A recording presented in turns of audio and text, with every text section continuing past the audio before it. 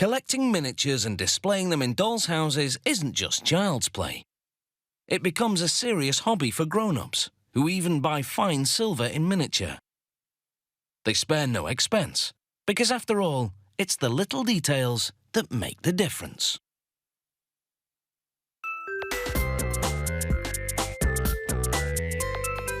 In the world of miniatures, there's no need to downsize one's expectations.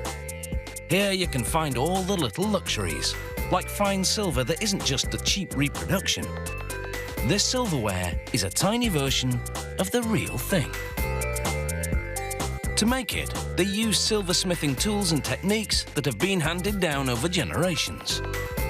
This is a workbench used in the 18th century. Today, they use one that's nearly identical. They measure a full-sized mug and divide the measurements by 12, giving them specifications that are 1/12 the scale, but true to the original. Next, they squeeze a strip of silver between rollers, which thins it to about 1/2 millimeter. Then they punch small round shapes from the silver. A blast from a torch softens them, which makes them easier to work with.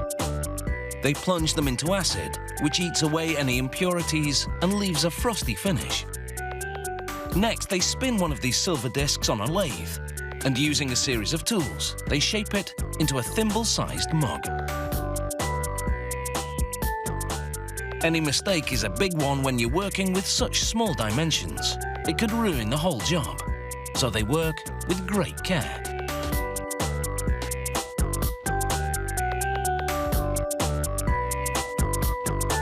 The machining also removes the frosty finish left by the acid wash for a truly sterling result.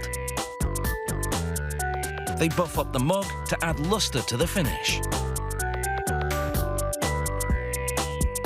Next, they make a mini silver base for the mini mug. They taper it so it will be a perfect fit.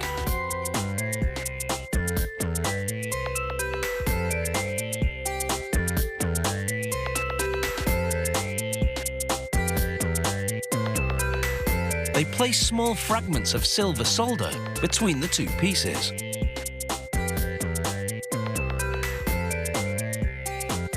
Then they heat the parts to 770 degrees Celsius to fuse them together.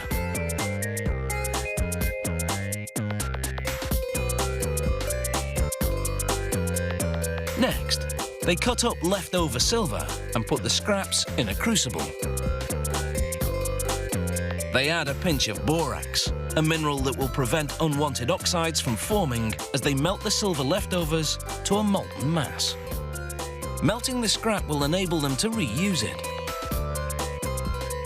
They pour the molten silver into a plaster mold of little handles.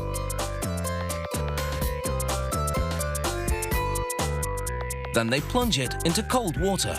The temperature change causes the plaster to explode, exposing the mini silver handles.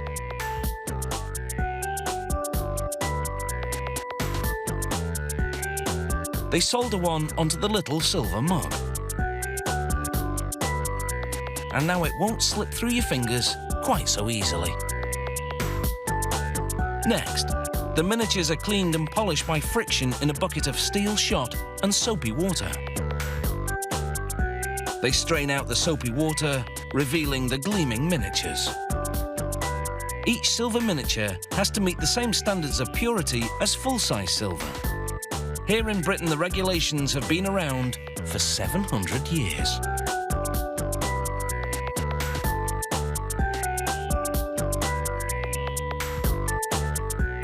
The maker's mark, called the hallmark, is the stamp of authenticity. Hallmarking a miniature can be a bit awkward, and sometimes the article is just too tiny to mark.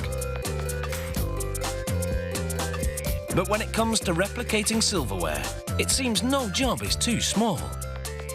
And there are plenty of shining examples in the world of miniatures.